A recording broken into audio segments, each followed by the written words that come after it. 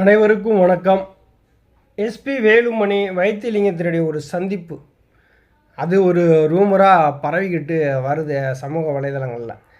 ரெண்டு பேரும் சந்தித்து பேசியிருக்கிறாங்க அப்படின்ட்டு. ஒரு சிலர் என்ன சொல்கிறாங்க, எடப்பாடி பழனிசாமி அணியில் வைத்தியலிங்கத்தை இழுக்கிறதுக்கான ஒரு பேச்சுவார்த்தைக்காக நடத்தியிருக்கலாம் அப்படின்னு சொல்கிறாங்க. இன்னொருத்தர் என்ன சொல்கிறாங்க அப்படின்னா, கட்சியை ஒன்றிணைக்கிறதுக்காக பேச்சுவார்த்தை நடத்தியிருக்கலாம் அப்படின்னு சொன்னாங்க. ஆனால் எங்கே பேசினாங்க, எப்படி பேசினாங்க அப்படின்னு ஒரு அதிகாரப்பூர்வமான ஒரு தகவல் யாரும் கிடையாது. எடப்பாடி பழனிசாமி இல்லாத ஒரு அதிமுக உருவாகும் அப்படிங்கிறத வைத்தியலிங்கம் தொடர்ந்து பதிவு பண்ணிகிட்டே வர்றாங்க. அது நம்ம எல்லா ஆலோசனை கூட்டங்கள்லையுமே நம்ம பார்த்துருப்போம். ஐயா ஓபிஎஸ் அவர்களும் என்ன சொல்கிறாங்க அப்படின்னா, எடப்பாடி பழனிசாமி தன் நிலையிலிருந்து கீழே இறங்கி வந்துட்டார் அப்படின்னா அதிமுக ஒன்றிணைக்கிறதுக்கான ஒரு பேச்சுவார்த்தை நடத்தலாம் அப்படிங்கிறதையும் அவங்க முழுமையாக நம்புகிறாங்க. தொடர்ச்சியாக ஐயா பேசுகிறது என்ன அப்படின்னா, அதிமுக ஒன்றிணைணும், அது ரொம்ப முக்கியம்.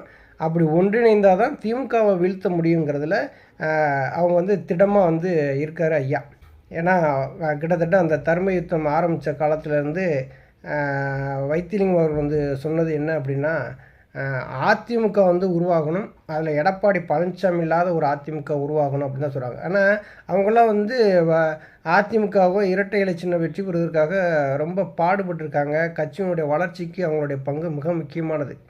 இவங்க எடப்பாடி பக்கம் போகிடுவாங்க அப்படின்னு சொல்லிட்டு ஒரு தவறான தகவலை சமூக வலைதளங்களை பரப்பிட்டு இருக்கிறத வன்மையாக நாங்கள் கண்டிக்கிறோம். இப்போ வைத்திலிங்கம் அவர்களும் எஸ்பி வேலுமணி அவர்களும் பேசுகிறாங்க அப்படின்னா பேசட்டுமே, பேசுகிற பற்றி தப்பு இல்லைல்ல. ரெண்டு பேரும் ஒரே கட்சியில் இருக்கிறவங்க, ஒரே இரட்டை இலை சின்னத்தில் போட்டியிட்டு வெற்றி பெற்றவங்க, ரெண்டு பேருக்குமே அம்மா தான் பிரச்சாரம் பண்ணியிருக்காங்க. அப்படி இருக்கையில் ரெண்டு பேரும் பேசுகிறது ஒன்றும் தப்பு இல்லையே. அண்ணன் தம்பிக்குள்ளே சண்டை நடக்கலாம், அந்த சண்டை நீண்டுகிட்டே போகுது, அப்படி இல்லை. ஏதோ ஒரு காலகட்டத்தில் அவங்க ரெண்டு பேரும் ஒன்று சேர்ந்துறாங்க இல்லையா. அது மாதிரி தான் இது ஒரு அண்ணன் தம்பி சண்டை மாதிரி தான். அரசியலுங்கிறதே அப்படி தானே. இப்போ அதிமுக இரண்டாக பிளவுபட்டிருக்கு. இந்த பிளவுபட்ட அதிமுகவை ஒன்றிணைக்கணும்னா யாராவது ஒரு முன்னெடுப்பு நடக்கணும் இல்லையா. அங்கே ஒரு மேடையில் பேசிட்டு இங்கே ஒரு மேடையில் பேசிட்டு இப்படியே பேசிகிட்டே இருந்தால் அது வேலைக்கு ஆகாது. அந்த ஒன்றிணைக்கணும். அந்த ஒன்றிணைக்கிறதுக்கான ஒரு முயற்சியாக கூட வைத்திலிங்கம் எஸ்பி வேலுமணி அவர்களுடைய சந்திப்பு நடந்திருக்கலாம். நாம் ஏன் பிரிஞ்சு இருக்கணும். திமுக இன்றைக்கி சரியான முறையில் ஆட்சி நடத்தலை, மக்கள் விரோத ஆட்சியை நடத்துது. மக்கள்கிட்ட மிகப்பெரிய அதிருப்தி இருக்குது. அந்த அதிருப்தியாக இருக்கும்போது அந்த வாக்குகளை நம்மளால் பெற முடியலை. நம்ம ரெண்டு பேரும் பிளவுபட்டு இருக்கிறதுனால பெற முடியலை. அதனால் நாமெல்லாம் ஒன்று சேர்ந்து நம்ம ஒரு அதிமுகவை உருவாக்கணும் அப்படிங்கிறத கூட பேச்சுவார்த்தை நடத்தியிருந்துருக்கலாம். இப்போ எடப்பாடி பழனிசாமி ரொம்ப முரண்டு பிடிக்கிறாரு, இப்போ அவர் இல்லாத ஒரு அதிமுக உருவாக்கலாம் அப்படிங்கிறதும் பேச்சுவார்த்தை நடத்தியிருக்கலாம். ஏன்னா கொங்கு மண்டலத்தில் எஸ்பி வேலுமணி மிக ஆளுமை மிக்க ஒரு தலைவராக இங்கே இருக்கிறாரு. இவரை நம்பி மாவட்ட செயலாளர் இருக்காங்க, ஒரு எம்எல்ஏக்கள்லாம் இருக்கிறாங்க. இவங்க சொல்படி கேட்குறதுக்கு இங்கே இருக்கிற நிர்வாகிகள் எல்லாமே இருக்கிறாங்க. இப்போ எஸ்பி வேலுமணி நினச்சா எடப்பாடி பழனிசாமி பொதுச் செயலாளர் கிடையாது. அந்த மாதிரி ஒரு சூழ்நிலை தான் இங்கே உருவாகிருக்கு. நாளைக்கு ஒரு அதிகாரத்துக்கு ஒரு எம்எல்ஏ ஆகணும், ஒரு மினிஸ்டர் ஆகணும் அப்படின்னா அந்த அதிகாரம்லாம் நம்ம கைக்குள்ளே வரணும்னா அதிமுக ஒன்றிணையணும். அந்த அதிமுக ஒன்றிணைந்த இரட்டை இலை சின்னத்தில் போட்டிட்டால் நம்ம வெற்றி பெறலாம் அப்படிங்கிற ஒரு எண்ணத்தோடையும் அவங்க பேச்சுவார்த்தை நடத்தியிருக்கலாம். இந்த பேச்சுவார்த்தையை நடத்தினது ஒரு ரூமர் எல்லாம் எடப்பாடி பழனிசாமிக்கு தெரிஞ்சவுடனே அவர் என்ன நினைக்காருன்னா, நம்ம ஒரு 4 நாள் கேரளாவுக்கு போயிருந்தோம், ஒரு ஆயுர்வேத சிகிச்சைக்கு போயிட்டு வர்றதுக்கு முன்னாடி இந்த தில்லுமுள்ளு வேலையெல்லாம் பார்க்குறானுங்களே, இவங்களை நம்பி என்ன செய்கிறது ஏது செய்கிறது அப்படிங்கிற ஒரு நிலைமையில தான் அவரும் இருக்கார். இவங்களை நம்பி எதுவுமே பேச முடியலையே. நம்ம ஒரு பொதுச்செயலாளராக இருக்கோம், ஒருத்தன் கட்சிக்கு விரோதமாக செயல்படுறவனை நீக்கவும் முடியலை, தன்னுடைய ஆதரவாளர்களுக்கு பொறுப்புகள் கொடுக்கவும் முடியல, இடையில இருந்து தடுத்துக்கிட்டே இருக்காங்களே அப்படின்னு சொல்லிட்டு எடப்பாடி பழனிசாமி நினைக்கிறாரு.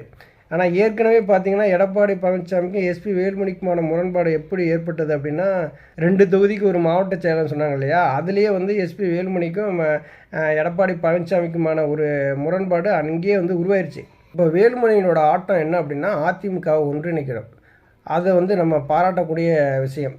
அந்த ஒன்றிணைக்கிற முயற்சியில் வந்து வைத்திலிங்கத்தை அவர்களை சந்தித்து பேசி இருந்தால் அதுவும் வந்து பாராட்டக்கூடிய விஷயம். இப்போ எடப்பாடி பழனிசாமி வந்து டிடிவி தினகரனையோ சசிகலாவையோ ஓபிஎஸ்ஸையோ வந்து உள்ளே இணைக்க மாட்டேன் அப்படின்னு சொல்லிட்டு பிடிவாதமாக இருக்கிறதா அங்கே இருக்கிற நிர்வாகிகள் வந்து சொல்கிறாங்க. இப்படி யாரையுமே இணைக்காமல் இருந்தோம்னா கண்டிப்பாக வந்து 2024 வந்து நம்ம படுதோல்வியை சந்திப்போம். ஏன்னா 2021 சட்டசபை தேர்தலில் பார்த்திங்கன்னா அதிமுகவினுடைய பெரும்பான்மை இடங்களை வந்து வெற்றி தோல்வியை சந்தித்ததுக்கு மிக முக்கியமான காரணமே வந்து டிடிவி தினகரன் வந்து இடையில நின்று வாக்குகளை வந்து பிரிச்சுட்டு போனது தான்.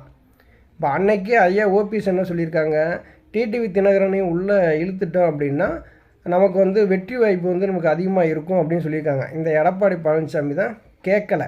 எடப்பாடி பழனிசாமி இல்லாத ஒரு அதிமுகவை நம்ம உருவாக்கணும்னா ஐயா ஓபிஎஸ் அவர்களுடைய தலைமையில் வந்து நம்ம வந்து இந்த அதிமுக வந்து ஒன்றிணைக்கணும். அதற்கான முயற்சியில் தான் எஸ்பி வேலுமணி வந்து செயல்பட்டு வருகிறாரம்மா. வேலுமணியும் வைத்திலிங்கமும் பேசுகிறாங்க, அவர் அங்கிட்டு போயிடுவாரோ இங்கிட்டு போயிடுவாரோ அப்படிங்கிற எண்ணம்லாம் நமக்கு வந்து தேவையே கிடையாது. அது வந்து நான் அதை பற்றி நம்ம யோசிக்கவும் தேவையில்லை. நான் ஏற்கனவே சொன்ன மாதிரியா அண்ணன் தம்பி 2 பேரும் சண்டை போட்டுருக்காங்க. ஏதோ ஒரு சூழ்நிலையில் வந்து ஒன்று சேர்ந்துருவாங்க. 2026 கண்டிப்பாக ஐயா ஓபிஎஸ் அவர்களுடைய தலைமையில் அதிமுக வந்து ஒன்றிணையணும். அதில் வந்து எடப்பாடி பழனிசாமி சேர்றாரா சேரலையாங்கிறதா முக்கியம். இரட்டை இலை சின்னங்கிறது யார் கையில் இருக்குங்கிறதா முக்கியம். இப்போ இரட்டை இலை சின்னத்தை வச்சு ஈரோடு கிழக்கு இடைத்தேர்தலில் எடப்பாடி பழனிசாமி நின்றார். ஐயா ஓபிஎஸ் அவர்கள் வந்து விட்டு கொடுத்தாங்க. வேட்பாளரை வாபஸ் வாங்கிட்டு இரட்டை இலை சின்னத்தில் வந்து போட்டி எடுத்து விட்டு கொடுத்தாங்க. என்னாச்சு? படு தோல்வி சந்தித்தேன். 64,000 வாக்கு வித்தியாசம். இது எந்த காலத்துலேயாவது நம்ம அதிமுக வந்து இந்த தோல்வி வந்து சந்திச்சிருக்குமா? அந்த இரட்டை இலை சின்னம் வந்து ஒருங்கிணைந்த அதிமுகவாக உருவாகி கையில் கிடச்சது அப்படின்னா வெற்றி பெறுவதற்கான வாய்ப்புகள் வந்து நிறையா இருக்கிறது. ஆனால் இவங்க எந்த மாதிரியான ஒரு அணுகுமுறைகளை கொண்டு போகிறாங்கன்னு தெரியாது. ஆனால் ஐயா ஓபிஎஸ் அவர்களுடைய தலைமையில் 100% அதிமுக ஒன்றிணையும்.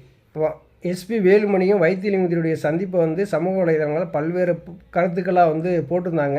ஆனால் சந்திப்பு நடந்தது மாதிரியும் ஊட இருந்து கேட்டது மாதிரியும் அந்த தகவலை அப்படியே சமூக வலைதளங்களில் பரவிக்கிட்டு இருக்காங்க. அது உண்மையா பொய்யா அப்படிங்கிறது நமக்கு தெரியாது. அப்படியே உண்மையாக இருந்தாலுமே அவங்க 2 பேரும் சந்தித்து பேசுகிறதுல எந்த விதமான தவறுமே கிடையாது. 2 பேரும் அதிமுக காரவங்க தான். ஒரே இரட்டை இலை சின்னத்தில் நின்று வெற்றி பெற்றவங்க தான். நன்றி, வணக்கம்.